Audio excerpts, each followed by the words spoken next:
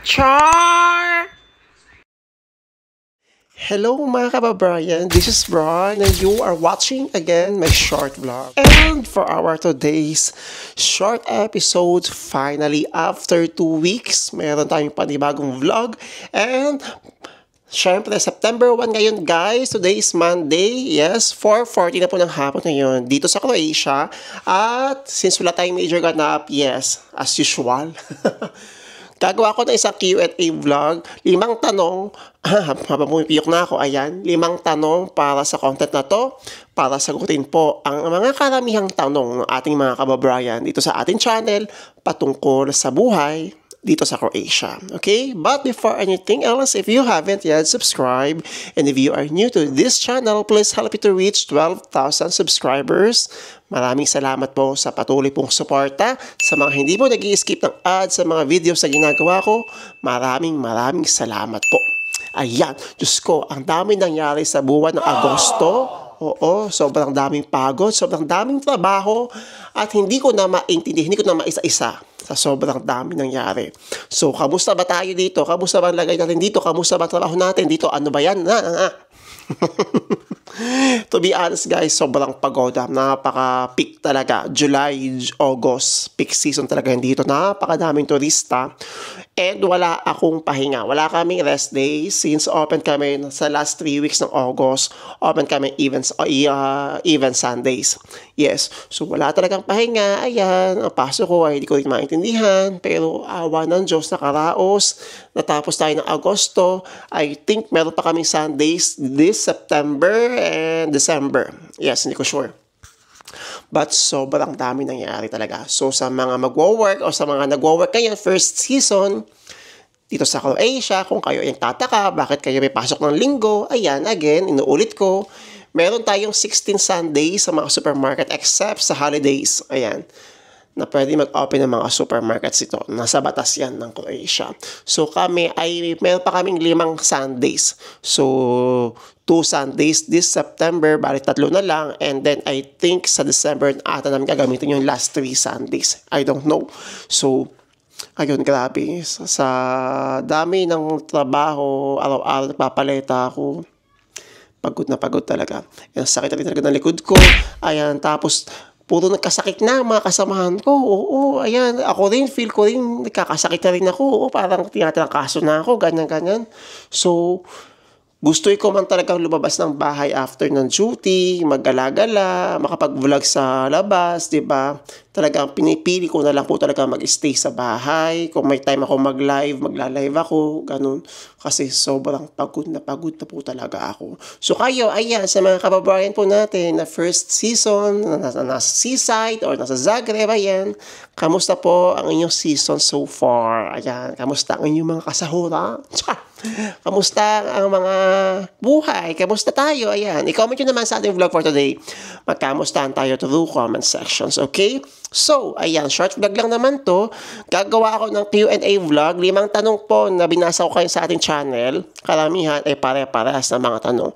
So, pumili ako ng 5 tanong. Majority, nakakarami. Ayan. So, sasagutin po natin yan sa episode na to. Disclaimer lang guys, ha? Okay, ang mga isasagot ko po dito ay base sa kaalaman ko, base sa experience ko, hindi po ako bihasa.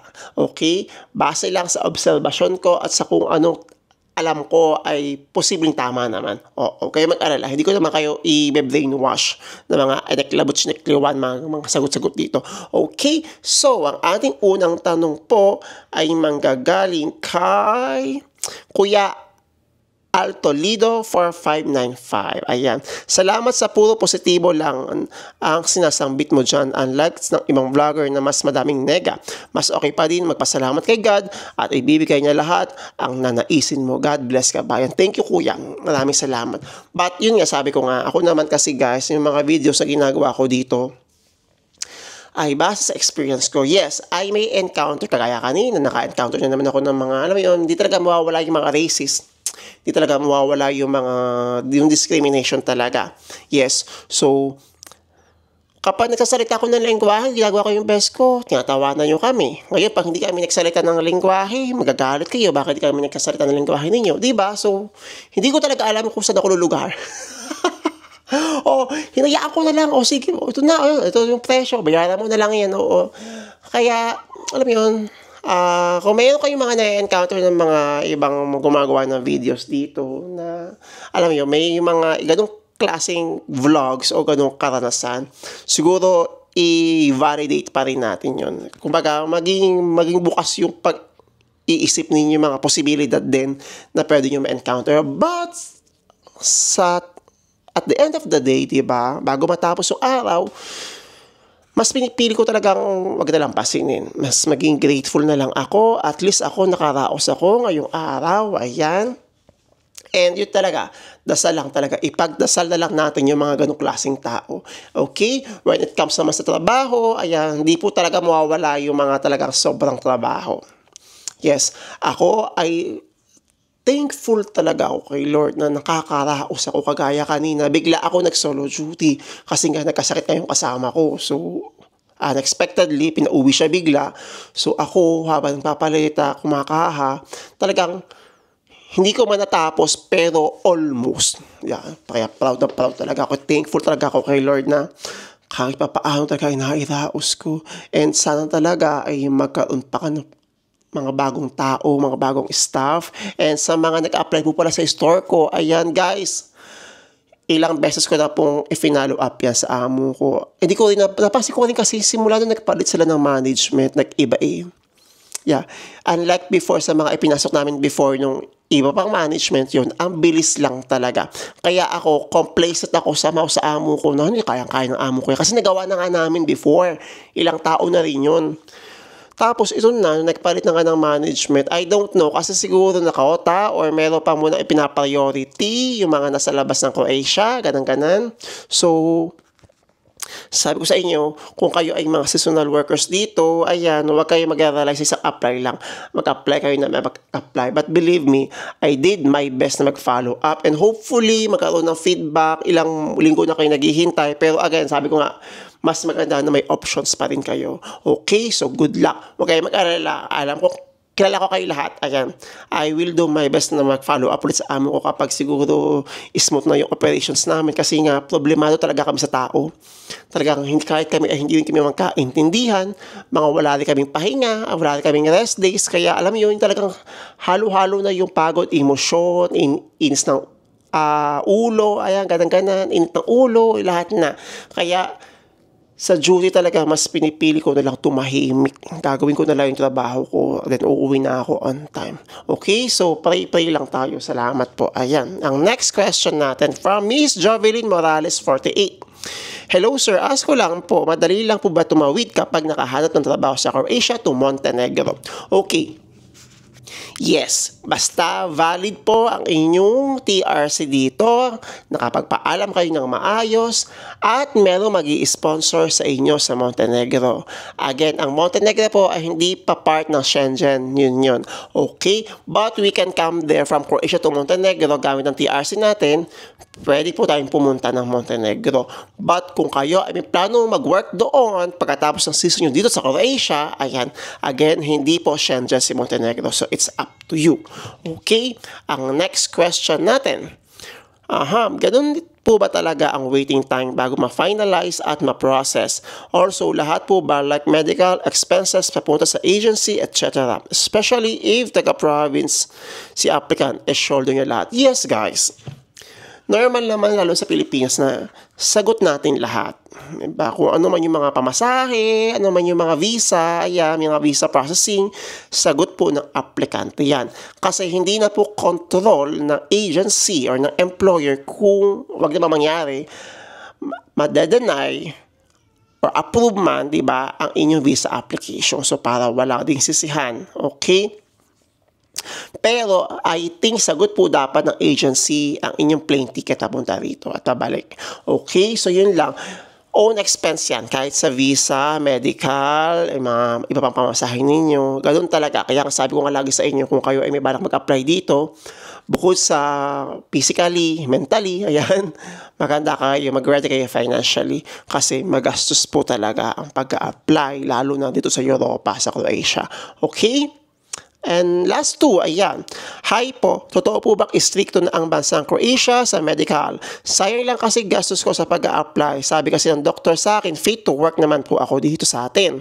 Ang problema, kapag nandyan na daw po ako, papauwiin lang daw ako kasi may findings ako dito. Pero fit to work ako dito sa Pinas. Kuya Raul Arizo. Kuya, ito advice ko lang sa iyo.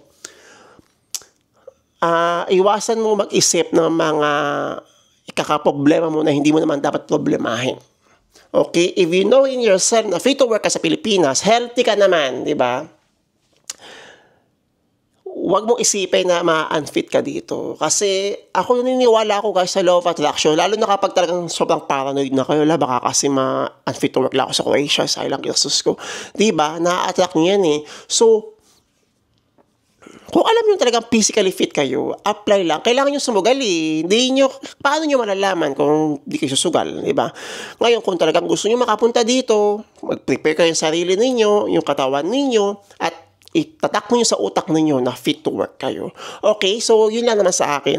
Although, may mga instances, may mga ganyang scenarios na fit to work sa Pilipinas, pagdating nito is unfit. Kaya nga sabi ko sa inyo, hanggat hindi pa kayo nagme-medical dito, huwag kayong maging kampante, huwag kayong palabas-labas, huwag kayong painom-inom, huwag kayong payosi-yosi. Alagaan muna ninyo ang inyong mga katawan bago kayo mag-medical dito sa Croatia. Okay, so go, i-push nyo. Kung talagang gusto ninyo, kung talagang pangarap ninyo, at talagang pangarap ninyo makapunta ng Croatia, you have to take a risk, you have to find out, and you have to believe in yourself na you are fit to work dito sa Croatia. Kailangan mo ng ganong klaseng mentality. Okay? Cha! And last, ayan ho, 5 questions lang naman to. Hi kabayan, pasagot naman po, what if nakakuha ako ng 6 months visa pa Croatia? I think it's seasonal job. What will happen if hindi ako ma-absorb sa trabaho? Back to Pinas ba agad or pwede maka-apply sa iba? Paano ang validity ng TRC natin kung 6 months lang nasa contract? Thanks ahead sa sagot po. Okay. Ang mga TRCs natin dito sa Croatia, mapa seasonal, mapa yearly ka man, ay pwedeng umabot tumagal ng 1 year. May 6 to 9 months since kayo ay seasonal. So, after ng season, okay, lagi kong ina-advise sa inyo, makikipag-coordinate muna kayo sa inyong mga agencies sa Pilipinas o saan man kung ano ang magiging plano sa inyo ng inyong agency pagdating ng winter. Kung hindi man kayo ma-absorb ng inyong current employer sa summer. Diba? So, again, sabi ko, huwag kayo rin magre-rely lang sa agency. If you know na kayo ay seasonal and hindi kayo mare-renew or hindi kayo i-extend for winter since wala namang trabaho ng winter yung inyong kumpanyang pinapasukan, much better din po na maghanap kayo ng sarili nyong trabaho para at least may options kayo. And then kapag if ever nakahanap kayo on your own, may mga possibilities din na ma-direct hire na lang kayo. Wala na kayong agency. So it's up to you. Pero kung wala po talaga, mas mainam na umuwi muna kayo sa atin for vacation and then kung papapalikin naman kayo next season, yun, another ulit yun. Okay, so may mga ma-encounter ko yung mga, dami ko na nababasang comment na hindi naman daw kasi maganda yung kalakaran dito kasi seasonal naman daw dito. Kaya ako nga sinasabi sa inyo, diba, bago nyo pirmahan yung kontrata, alamin niyo yung duration para pagdating nyo dito, hindi kayo, alam mo yun, hindi nyo hahanapan ng mali ba yung bansa. Kasi dyan tayo nagkakaroon ng problema dyan nagkakaroon ng issue, yung talaga, gano'n naman talaga kasi yung status ng bansang to. Ganun talaga yung buhay dito. Even mga lokal nga, seasonal din, di ba? So kayo, kung kayo, lalo na sa mga nasa Middle East, di ba? Kung kayo ay meron ng stable job, stable income, nakuha ninyo yung trabaho ay seasonal, again, lagi kong sinasabi sa inyo, pag-isipan ninyo ng mabuti. Okay? Kasi hindi po biro ang mga gastos, hindi biro ang mga stress, hindi biro kung kayo ay walang trabaho ng winter. Again, huwag kayong papayag na wala kayong trabaho ng winter.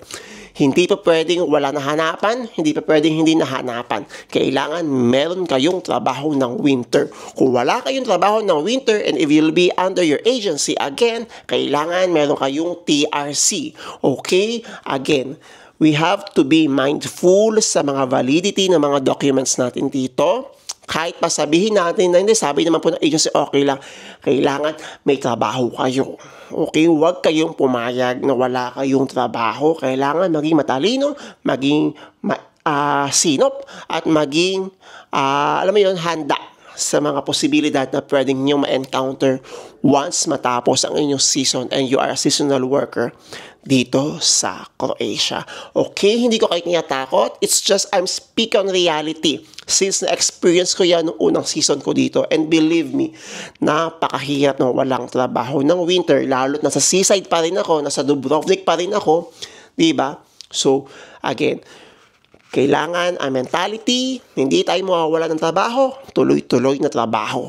Okay, so ayun, I hope na somehow ay nagkaroon kayo ng idea sa ating short content for today. I will do my best na makapag-daily vlog. Kung wala man tayo daily ganap, magda-daily Q&A tayo. Pipili tayo ng 5 tanong everyday. And ayan, kung meron kayong mga katanungan sa ating vlog for today, i-comment nyo lang, yan ang ating next na gagawing content dito sa ating channel. So again guys, maraming salamat po sa patuloy na nagsusupport, sa mga hindi po nag-i-skip ng ads sa mga videos na ginagawa ko. And again, love na love nyo yung Doc Alvin content ko. Maraming salamat din po sa support at sa mga platforms, sa mga videos na ina-upload ko sa ating mga platforms. Okay? Again, if you have any more questions or suggestions, i-comment nyo lang sa ating vlog for today at malay nyo, yan ang ating maging next content sa ating channel. Again, please help me to reach 12,000 subscribers and please don't skip ads. Again, good luck and congratulations po in advance sa lahat ng mga papunta na po dito sa Croatia, and I'm really looking forward to meet you all here in Croatia. So that's all for today guys, and I will see you on my next vlog.